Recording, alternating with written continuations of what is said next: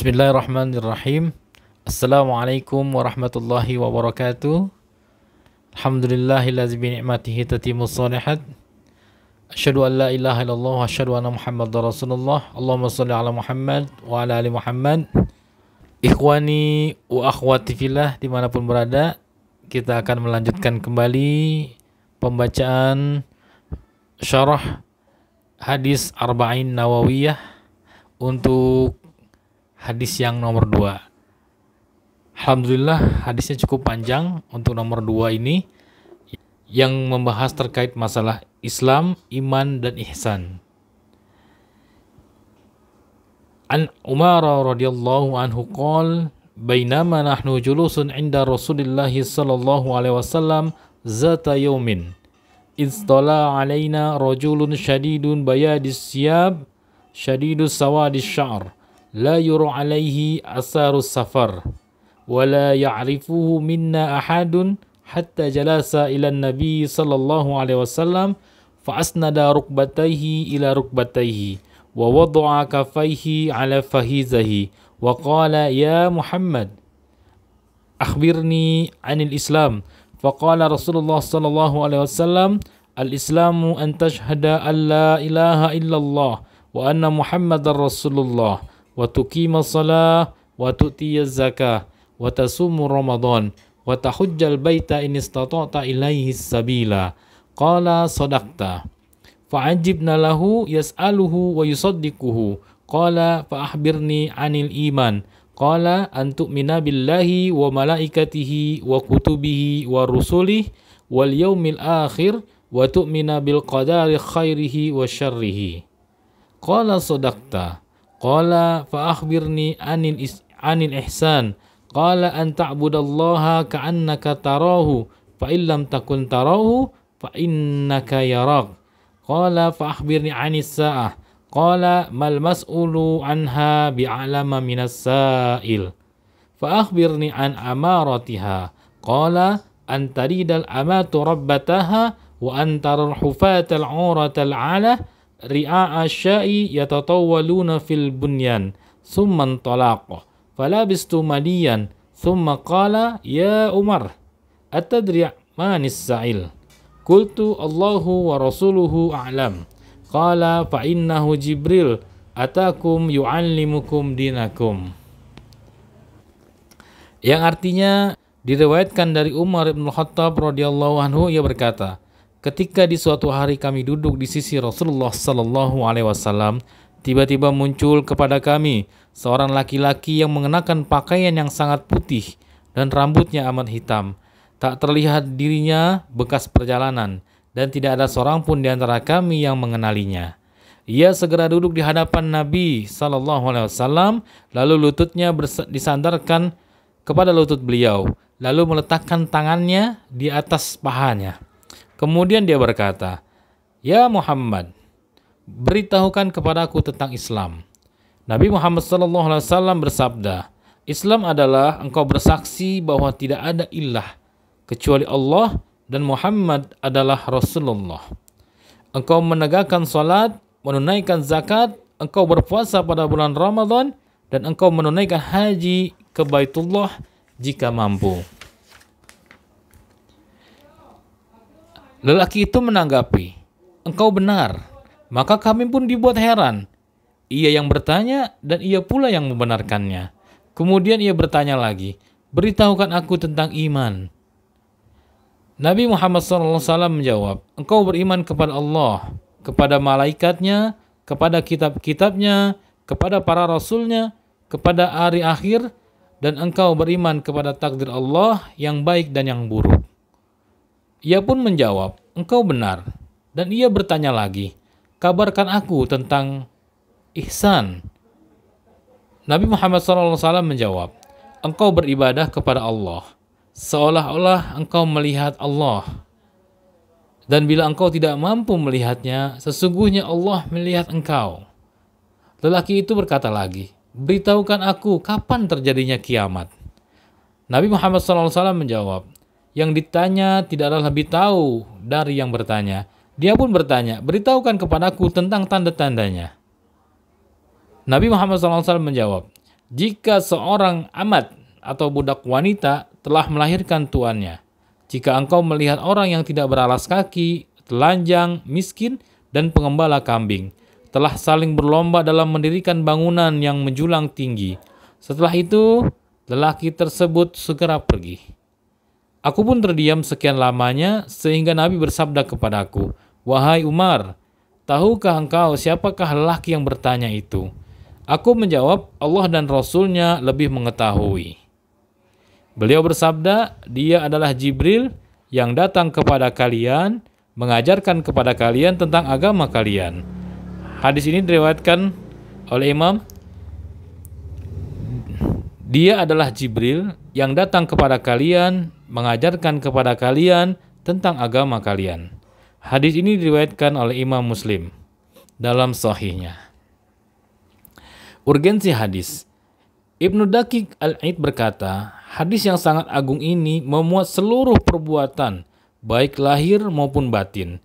Bahkan semua ilmu syariat mengacu padanya dan diperkaya dengannya. Karena kandungan seluruh ilmu sunnah yang ada di dalamnya.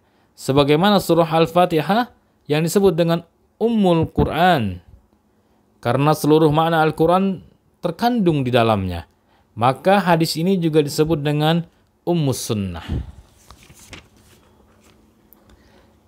Fikul hadis, pemahaman atau pelajaran yang bisa dipetik dari hadis ini adalah, yang pertama, memperbaiki pakaian dan sikap. Ketika hendak masuk masjid dan akan menghadiri majelis ilmu, disunahkan memakai pakaian yang rapi dan bersih serta menggunakan wewangian. Juga bersikap baik dan sopan di hadapan para ulama, karena kedatangan malaikat Jibril alaihissalam itu untuk mengajarkan manusia melalui sifat, sikap, dan ucapannya. Yang kedua, mengajarkan hakikat Islam. Secara etimologis, Islam berarti tunduk dan menyerah sepenuhnya kepada Allah. Sedang secara syar'i, Islam adalah tunduk dan menyerah sepenuhnya kepada Allah dengan menjalankan kelima rukunnya, yaitu syahadatain, menunaikan sholat dengan memenuhi syarat dan rukunnya, serta memperhatikan adab dan sunnahnya, mengeluarkan zakat, puasa di bulan Ramadan, dan haji sekali seumur hidup bagi siapa saja yang mampu, mempunyai biaya untuk pergi ke tanah suci, dan juga bisa memenuhi kebutuhan keluarga yang ditinggalkan. Yang ketiga, mengajarkan tentang hakikat iman. Secara bahasa, iman berarti pembenaran, sedangkan secara syar'i berarti pembenaran dan penetapan terhadap, yang pertama, keberadaan Allah yang Maha Pencipta dan tidak ada sesuatu pun yang menjadi sekutu baginya. Yang kedua, keberadaan makhluk Allah, yaitu malaikat. Mereka adalah hamba Allah yang dimuliakan, yang tidak pernah melakukan maksiat dan selalu mematuhi perintah Allah. Mereka diciptakan dari cahaya, tidak makan, tidak berkelamin, laki-laki atau wanita, tidak mempunyai keturunan, dan tidak ada yang tahu jumlahnya kecuali Allah. Yang ketiga, keberadaan seluruh kitab samawi yang diturunkan Allah dan meyakini bahwa kitab tersebut belum diubah dan diselewengkan manusia merupakan syariat Allah. Yang ketiga, keberadaan seluruh kitab samawi yang diturunkan Allah dan meyakini bahwa kitab-kitab tersebut sebelum diubah dan diselewengkan manusia merupakan syariat Allah. Yang keempat, keberadaan seluruh rasul yang telah dipilih dan diutus Allah untuk membimbing umat manusia yang diturunkan bersamanya kitab samawi, juga meyakini bahwa mereka adalah manusia biasa yang terjaga dari segala dosa. Yang kelima, keberadaan hari kiamat. Pada hari itu Allah membangkitkan manusia dari kuburnya, lalu menghisap seluruh perbuatannya dan memberinya balasan. Bagi yang beramal baik, maka akan mendapatkan balasan kebaikan, dan bagi yang jahat amalnya, maka akan menuai balasan yang setimpal pula. Yang keenam, keberadaan takdir. Artinya segala hal yang terjadi di alam semesta ini merupakan ketentuan atau takdir dan kehendak Allah semata untuk suatu tujuan yang hanya diketahui oleh Allah Subhanahu wa taala. Keenam poin ini tidak lain adalah rukun iman. Barang siapa yang meyakininya, maka ia akan selamat dan beruntung. Dan barang siapa yang menolaknya, maka ia akan tersesat dan merugi. Allah Subhanahu wa taala berfirman, "Wahai orang-orang yang beriman, tetaplah beriman kepada Allah dan Rasul-Nya, dan kepada kitab yang telah Allah turunkan kepada Rasulnya, serta kitab yang Allah turunkan sebelumnya. Barang siapa yang kafir kepada Allah, malaikat-malaikatnya, kitab-kitabnya, dan rasul-rasulnya, dan hari kiamat, maka sungguh ia telah sesat sejauh-jauhnya. Quran Surat An-Nisa ayat 136. Yang keempat, mengajarkan hakikat Islam dan iman. Meski dari penjelasan di atas kita pahami bahwa iman dan Islam adalah dua hal yang berbeda, namun keduanya saling melengkapi. Iman menjadi sia-sia tanpa Islam, demikian juga sebaliknya. Yang kelima, mengajarkan hakikat ihsan. Ihsan adalah ikhlas dan menyempurnakan keikhlasan tersebut.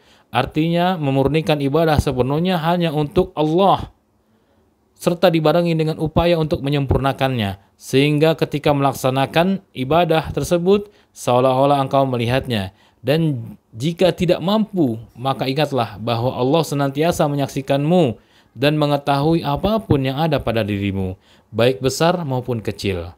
Yang keenam, hari kiamat dan tanda-tandanya. Waktu datangnya hari kiamat hanya diketahui oleh Allah Subhanahu wa taala, dan tidak ada seorang pun yang mengetahuinya, baik malaikat maupun rasul. Itulah sebabnya mengapa Nabi SAW berkata kepada Jibril, yang ditanya tidaklah lebih tahu dari yang bertanya. Meskipun demikian, Nabi Muhammad SAW kemudian menjelaskan sebagian tanda-tandanya, yaitu yang pertama, zaman yang rusak dan akhlak yang buruk.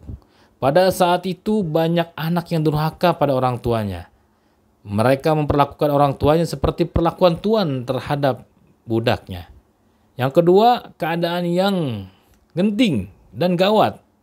Kala itu banyak orang yang bodoh menjadi pemimpin, dan wewenang diberikan kepada orang yang tidak mempunyai kemampuan atau bukan ahlinya. Harta melimpah ruah pada manusia, perilaku sombong dan sikap melampaui batas merebak. Manusia saling membanggakan diri dengan mendirikan bangunan yang tinggi. Perhiasan dan perkakas rumah berlebihan, satu sama lain saling berlaku congkak, menguasai segala urusan yang dihimpit kemiskinan dan kesengsaraan. Dan jika seseorang hendak berbuat bajik pada orang lain, maka sikapnya seperti perlakuan seorang tuan terhadap orang Badui, para pengembala, dan orang-orang yang semisal dengannya. Lalu yang ketujuh, pentingnya bertanya tentang suatu ilmu. Seorang muslim akan menanyakan sesuatu yang membawa manfaat baik untuk dunia maupun akhiratnya. Ia tidak akan menanyakan hal-hal yang tidak mendatangkan manfaat. Bagi orang yang menghadiri sebuah majelis ilmu, lalu ia melihat bahwa audien atau orang-orang yang hadir di situ sangat memerlukan satu masalah, dan ternyata masalah tersebut tidak ada yang menanyakan, maka sepatutnya ia menanyakan meskipun ia mengetahui, agar orang-orang yang hadir bisa mengambil manfaat dari jawaban yang diberikan. Sedang jika orang yang ditanya tentang sesuatu yang tidak tahu, maka katakanlah bahwa dirinya memang tidak tahu. Selain dapat menambah kewibawaan, sikap demikian juga merupakan bukti kewaraan dan ketakwaannya. Wallahu a'lam bishawab. Itulah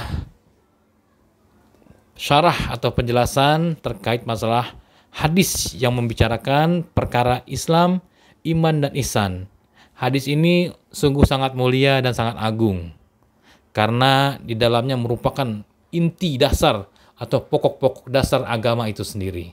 Di sana ada Islam, di sana ada iman, dan di sana ada ihsan. Kemudian juga di situ menjelaskan adab bagaimana cara menuntut ilmu. Kemudian juga diterangkan ketika memang kita memerlukan atau ingin bertanya akan satu hal yang diperlukan oleh audien atau penuntut ilmu yang lain, kita dianjurkan untuk bertanya, walaupun kita mengetahui jawabannya. Tetapi ketika memang pertanyaan kita itu sudah banyak yang mengetahui jawabannya, alangkah baiknya kita urungkannya tersebut. Kemudian di sini juga membicarakan terkait masalah hari kiamat. Dan di sini dengan tegas dijelaskan dalam hadis ini bahwa tidak ada satu makhluk pun yang mengetahui kapan terjadinya hari kiamat. Hari kiamat hanya Allah yang mengetahui kapan itu terjadi. Namun tanda-tandanya bisa kita lihat atau digambarkan atau disampaikan oleh Rasulullah SAW melalui hadis ini. Kemudian hadis ini juga mengajarkan terkait masalah jangan pernah malu mengatakan kita tidak tahu.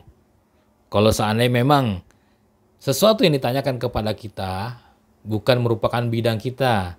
Dan kebetulan kita tidak mengetahui akan ilmu yang ditanyakan tersebut. Jadi alangkah bijaknya kita katakan tidak tahu. Dan itu merupakan bukan suatu kehinaan bagi kita, bahkan merupakan suatu kemuliaan bagi kita, insya-Allah. Barakallahu fikum wa ahlikum wa malikum wa hayatikum. Kita berjumpa lagi dalam tayangan, kita berjumpa kembali dalam konten berikutnya yang membahas terkait masalah syarah hadis Arba'in Nawawiyah. Insya Allah sesuai dengan apa yang disampaikan bahwa ini akan berlanjut setiap pekan atau seminggu sekali akan kita bacakan hadis Arba'in Nawawiyah. Kami mohon dukungannya. Silakan di like, subscribe yang belum subscribe, kemudian komentar sebagai kritis, sebagai saran untuk saran agar channel kami lebih berkembang dan kami pun menjadi yang lebih baik. Insyaallah. Barakallahu fikum. Assalamualaikum warahmatullahi wabarakatuh.